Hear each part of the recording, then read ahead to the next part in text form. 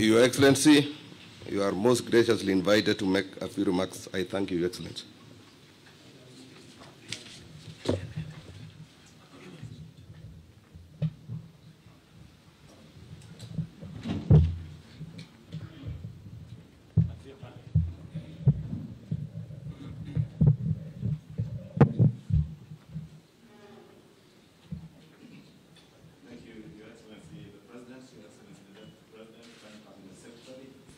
Your Excellency is the former Prime Minister and our former Vice President, all distinguished guests, including our honorable speakers. Your Excellency, your assent to the IEBC Amendment Bill, being the first of the National Dialogue Committee report bills, one of the 9 bills, Your Excellency, marks the beginning of a very important process to our country in the reconstitution of a new IEBC Commission. Your Excellency, let me take this opportunity to assure you and the country that all the other 8 bills that emanated from the NADCO report are in process in both houses. We had divided the bills between the 2 houses of Parliament, and I want to give all of you assurances of both houses that we shall expedite in the processing of these bills with top priority. Your Excellency, in conclusion, let me just say that this assent of this bill not only marks a hallmark in our nation's endeavor to reconstitute a new IEBC, but also buttresses the importance of dialogue in our country, because these bills have emanated from a process where we all came together as a country to dialogue, and through dialogue we've been able to surmount most of the challenges that faced our country at the time we came together as NADCO. And I am certain, Your Excellency, even now and moving forward, this signifies that new move that through dialogue we can talk to each other and be able to surmount all the challenges that bedevil our country. With those few remarks, Your Excellency, allow me to invite my co-chair, our former Vice President, who co-chaired with me the NADCO process, to give his brief remarks.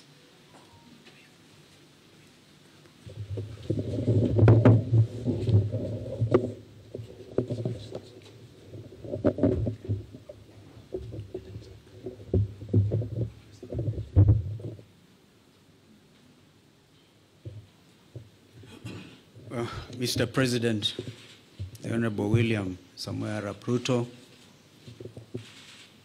Prime Minister Raila Odinga, both co-principals of the NADCO process, ladies and gentlemen, I didn't find it easy to come in here this morning for various reasons, one of which was the barricading of the route to KICC. But I must thank the organizers for having brought it to KICC, because if it was a State House, Mr. President, it would even have been a little harder. The reason is simple. Our country is at a crossroads. My colleague, Honorable Kimani Ichung'wah, has highlighted that both of you asked us to undertake the process of NADCO following the 2023 enactment of the Finance Bill and the riots that took place, where we lost people, 75 of them, property was destroyed, and the country was in a state of a shock. We undertook that responsibility with gusto, and we are very open-minded. As Azimio la Umoja One Kenya, our number 1 topic was the high cost of living. But Kimani and the team on Kenya Kwanza convinced us that it was a government responsibility and the opposition had nothing to do with discussing the high cost of living. I hope that in the light of recent developments, my friend Kimani would have revised that thought. Because again, 2024, Finance Act and the riots, and again we have lost 41 young Kenyans. This time they came in the form of Gen Z, but they are Kenyans. They have a right to belong. In fact, they're carrying the national flags. They've done it better than we did when some of us nearly got killed. Mr. President, I want to urge that we look at our country afresh. There's no way we can wish away the Gen Z revolution. And if we were to begin to be honest with ourselves, perhaps we need now to go back to Bomas, because during the presentations, Kimani and Cheruiyot may remember, and Wandai was deputizing me, that a lot of Kenyans wanted us to open this space. The space has been opened by Gen Z. I wish we had moved with speed. It has taken inordinate delay to get to where we are today, to get the first product out of NADCO. And I'm not so sure, my friend Kimani, whether it is expected of us to even fast track the other 8. They have to be juxtaposed by the reality of the country and this new revolt. If we are not careful, all of us will get thrown out by the Gen Zs, because they say we have come of age. You say that we are leaders of tomorrow, we are leaders now. We can't wish them away. Therefore, I want to urge that we now look at the whole thing. For example, we have now set up the process of nominating new commissioners. We made it very clear that both you, Mr. President, and Mr. Raila Odinga, the Prime Minister, will have to agree on, perhaps most importantly, on who becomes the chair of the new IEBC. That principle of consultation was inbuilt, and I thank my colleagues because we didn't have to struggle much to agree. But now is the time. The country is at a crossroads. Can we, for a beginning, even in order to bring the country to normalcy, can you, Mr. President, order the Inspector General of Police, if he doesn't resign, can he remove the police from the streets? Can the army get out of our streets and back to the barracks? I thank you.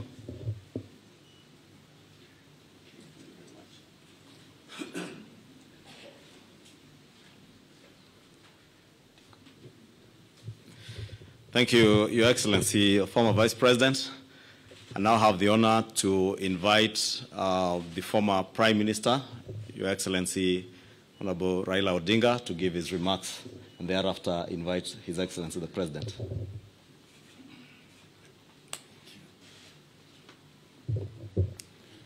Your Excellency, my brother President William Samoei Ruto, all distinguished ladies and gentlemen who are here this morning, we have come here today for a very solemn occasion. And I'm happy that this function has been arranged to take place here at KICC. As my colleague Stephen Kalonzo Musyoka said, we are at a crossroads as a country. And times like this requires leadership, the country to move forward. What we are doing today is a culmination of a process that began sometime last year when President Olusegun Obasanjo came to mediate and the conflict that was raging on at that time. We agreed when we sat together, myself and Brother William Ruto, that we would follow the route of dialogue. And that is the reason why NADCO was set up. NADCO then proceeded to dialogue and ended up with a very voluminous report which has contained some very fundamental recommendations. this bill that has now been signed into the law today is just one of those. But the NADCO report contains very many issues which are at the heart of the people of Kenya today. If you see the issues which are being raised by our youth, most of them are actually contained in the NADCO report. But if this NADCO report is implemented fully, you'll be able to address all those issues which these young people are raising. We are, as I've said, at a very, very crucial juncture in the history of our country.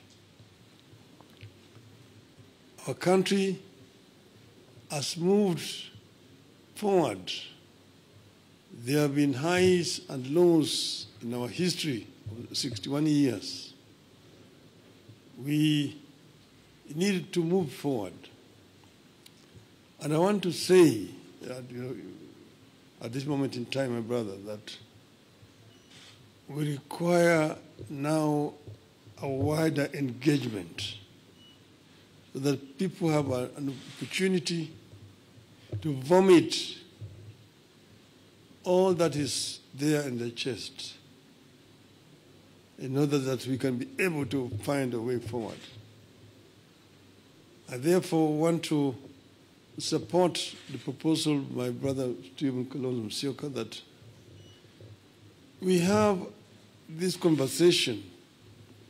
It may not take more than 2 weeks, but it brings all the stakeholders together. Today, our society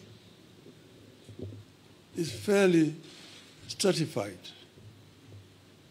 Nearly 70% of our population is below the age of 35, the youth. If you say that between 35 and 18 constitute about 40%, we need that 40% to be present when this dialogue is taking place. And then the rest can fill the rest. And then we just talk about the Kenya we want. The Kenya we want convention. Out of that will come out recommendations that will help us to resolve this issue once and for all. That will be my proposal, Your Excellency. I think that Kenya deserves better. The issues of employment, the issues of discrimination, the issues of corruption, the issues of gender, and so on, are issues that need to be addressed in a wider forum. I think that it is possible to do. It is possible if there is a will to do it. And then here again, the IEBC is a very important institution. It's not the first time we have had issues with IEBC. If we find a solution to this issue of IEBC, it will be on the way to resolving very many issues in our country. You will remember in the last elections, the whole world was stunned when we saw an electoral commission that was completely divided. Some saying one thing, others saying one thing. You may be happy that, oh, the other group ruled in my favor. But what example are we showing the world as a country? That in the process of very important exercise, the commission is divided. Nobody knows whom to believe up to today. It is a shame on us. And we are sure that we have got men and women here in this country who can actually do a better job. And that will help to unify this country. Last year, we lost 75 precious lives. This year we lost another over 40 lives. To say nothing about those who have been wounded, who have been hurt. We must prevent this from happening in our country. We should not allow this to continue happening cyclically. Let us find a lasting solution to this problem. We are ready to engage so that we find a solution to this problem. As Azimio of Kenya. With those many remarks, Your Excellency, now may I have the pleasure to invite my brother, President William Ruto, to address you. Thank you. I think before I make, just hold on, before I make some remarks, I have listened very carefully to the leaders who have spoken, and each one of them has spoken passionately about the future of our country, as it should be. But let me ask my deputy to make a few remarks so that I can conclude. Mr. Deputy President. Your Excellency, our President, Dr. William Ruto, Your Excellency, the former Prime Minister, Your Excellency, the former Vice President, the leadership of our two houses, members of the executive, and the press, Your Excellency, this is a great morning for this country because the Constitution of the IEBC is a great step for our democracy. I want to thank you for the leadership that you have accorded this country in difficult times, and you are acceding to have the report that was bipartisan is a great step in the right direction in this country. In the situation we are in, we want to call upon the people of Kenya that violence begets violence. Now that the President has accepted to have a discussion with our young population, with our leaders, we call upon the people of Kenya to give dialogue a chance, to give consultation a chance, get off the streets, stay away from destruction of property, because Kenya is greater than all of us. And I think, Your Excellency, you have the capacity to lead us in that direction where there is consultation and all Kenyans are able to agree on the way forward. With those few remarks, it's my duty to ask Your Excellency to address the country. Thank you. Thank you, Mr. Deputy President.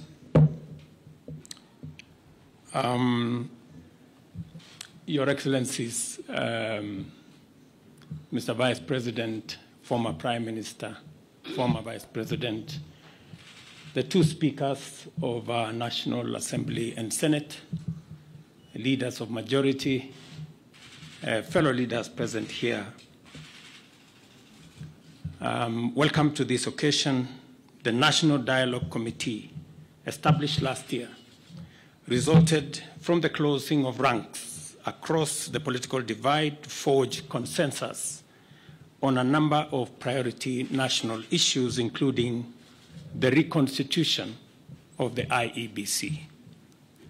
Today's assent of the IEBC Amendment Bill therefore marks a significant step in the actualization of one of the recommendations of NADCO and testifies to our country's ability to navigate difficult, complex, and sometimes divisive issues that could undermine our national cohesion, undermine our stability and security if we leave it unattended. The signing of this bill paves way for the establishment of the selection panel for the appointment of IEBC commissioners.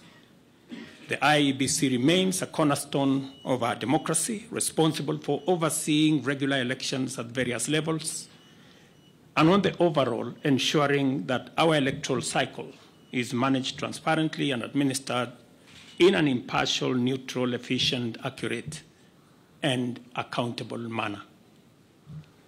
I concur with leaders who have said there must be professionalism and integrity as part of the cardinal principles of the men and women who will be charged with the responsibility of overseeing our elections. The spirit of NASCO is the spirit of unity, bipartisanship, and consensus building, values which have helped our nation overcome its most challenging moments. Even as I assent to this bill, I look forward to supporting and facilitating any other outputs of the national consensus that was NADCO to ensure that Kenya moves forward and with as many hands on deck as is possible.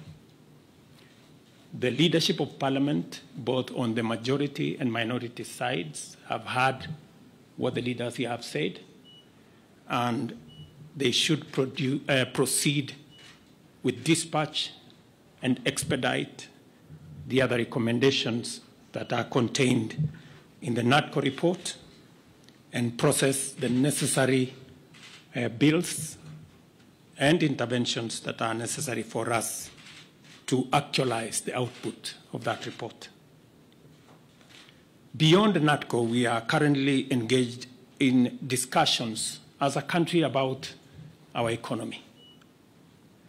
As we know, the country has faced a series of economic shocks, including COVID-19 pandemic, globally high interest rates, and devastating droughts and floods, events which have impacted negatively on our economy and our capacity to secure resources for development and to also meet our debt service obligations.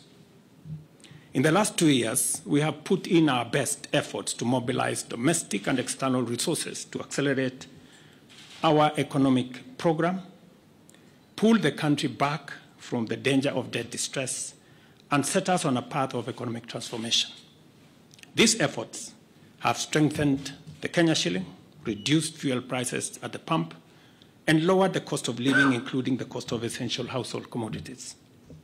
This year, my administration presented revenue-raising measures through the Finance Bill 2024, which were aimed at not only consolidating the economic recovery program, but also propelling the country to the next phase of investing in key social and economic infrastructure projects to advance our development agenda and reduce on our debt burden.